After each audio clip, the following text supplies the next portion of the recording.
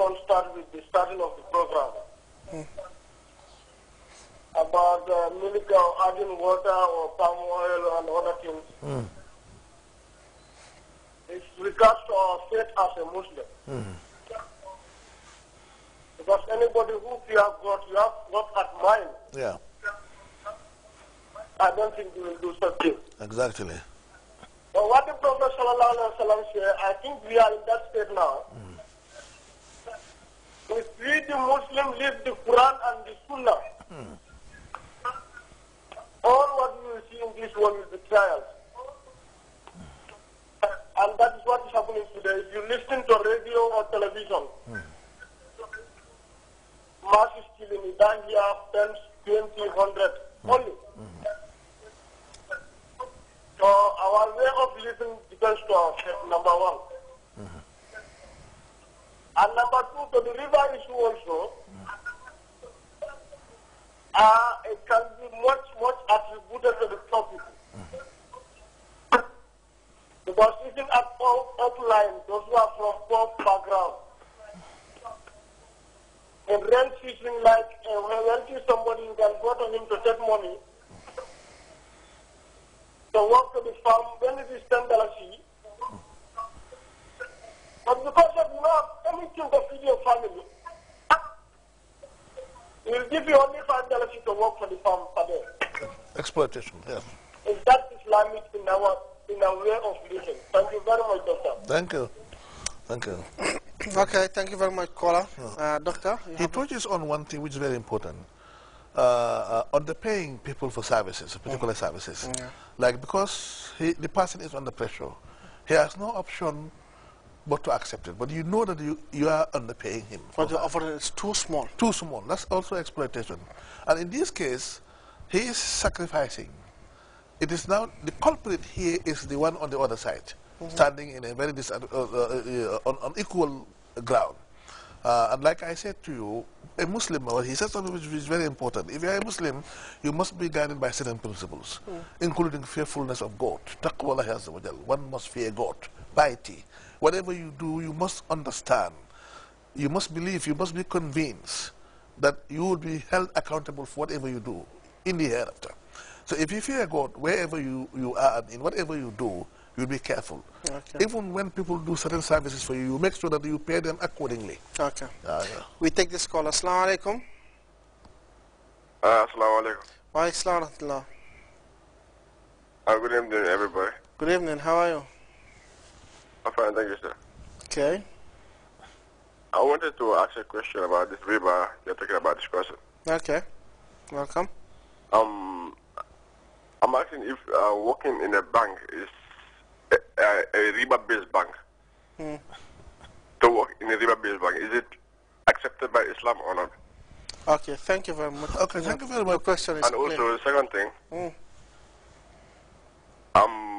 if you didn't know that working in a bank was unlawful and you joined the bank already, what will be your decision? Is it to leave the bank immediately, or you can be with the bank until you have another job, then you can quit? Thank you very much. Okay. Then that's clear. Thank you very much. Okay, thank you. Okay, well. You see, working, in my humble opinion, there's nothing wrong with working in a bank. Of course, sometimes someone would tell you that if you have a better place than the bank, go. But you know, what I want to explain here is this. The money that you call riba is called riba not because it's coming from a bank, but it's because of the nature of the transactions.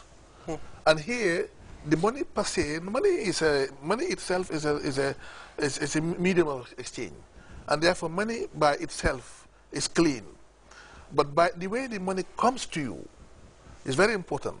The way the money comes to you makes it haram. Not that the money by itself is dirty, but it's because of the way that it comes to you. Now, somebody who works in a bank is doing business. What kind of business? It depends on the bank. I'm just trying to explain that he's doing business. Now, let me learn. You work for the bank. It's a contract. You know, your duties are clearly stipulated. Terms of reference, well stipulated. So you make sure that you do your job according to the contract. You understand? So at the end of the month, the bank pay you your salary. You are not cheating the bank is not cheating you. So in my humble opinion, there's nothing wrong with this. Okay. Although I do know, I'm well aware of the fact that sometimes you will be told to go and look for job elsewhere. Okay. Allah Allah. Yeah, I just buttress on that point, Doctor. Yeah. I think if you look at the way the bank transaction is done, naturally the most consistent is that they loan out money to individuals. Yeah. They engage in businesses that which accrued riba. Yeah. You understand? Yeah. In short, they consume riba. Most of these banks, they give out loans, they engage in business that include. Yeah. So now, if you work for them, it means you are supporting them.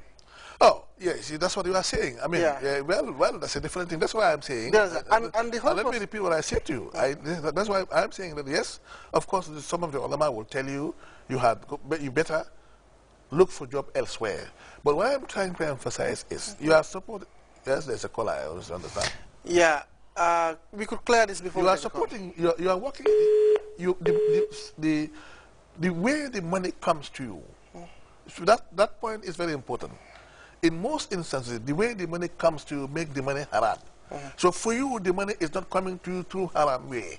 Yes, what you are saying is a point. You are supporting the bank, but they can mine you. You know, this is not more. It's not a how to call it an issue of consensus anymore in the modern time. There are ulama of the modern time. There are ulama of the modern time who are of the opinion that when you put your money in the bank and the bank does business with your money, whatever amount that you get out of it is your money because they're using your money to make business. But this is not the majority of this view of the majority of the ulama. That is a minority view. It's a minority view. Yeah, it's a minority view. So in other words, what I'm trying to say, in other words, somebody who works for the bank, he does exactly the job that he is supposed to do. He's not cheating the bank. The bank pay him salary. That money is not haram money. Okay. There is a tradition of the Holy Prophet ﷺ which says, لَعَنَ اللَّهُ آكِلَ الرِّبَى وَمُوكِلَهُ وَكَاتِبَهُ وَشَاهِدَيْهِمَا. He says, Allah's curse is upon the one who eats riba and the one who feeds riba. Yes. The ones who writes about riba. And the one who witnesses riba. So if you look at this, I don't have a problem with this. Again, maybe you don't get the point that I get your point very clearly. I'm here referring to riba specifically with regard to the way that the money comes to you. That point is very important. But again, let me and I said to you, I'm just giving you the simple opinion, and I do know that the opinions are there saying that you should not work in the bank. But look at today. I mean, wherever in the Islamic world, even in Mecca, even in Makkah al-Mukarramah, there are banks, and people are working in the banks. And even the Islamic banking, if you critically look at Islamic banking, there are queries that the ulama raise about Islamic banking. Allah. Okay. We take this caller, Doctor. Assalamu alaikum, caller. Assalamu alaikum. Hello. Yes. Abu Bakr. Assalamu alaikum. Assalamu alaikum. Wa alaikum salam wa rahmatullah. I'm following your program. Okay. But I'm sorry, I have to deviate a little bit from the question because I have a question since a long time ago, and this is worrying me a lot. If I have committed a sin there, I want to know. On one particular day, I was going to Bakau, and I met a crippled man. Okay. On, I don't know how they call it. Just say. A wheelbarrow. Okay. On a wheelbarrow, yes. Or he can't go by himself. He has to sit on something. Wheelchair. Wheelchair, okay. Wheelchair, good. And on this particular place, there is a lot of sand. I even have to ask the driver to let me down to help that crippled man.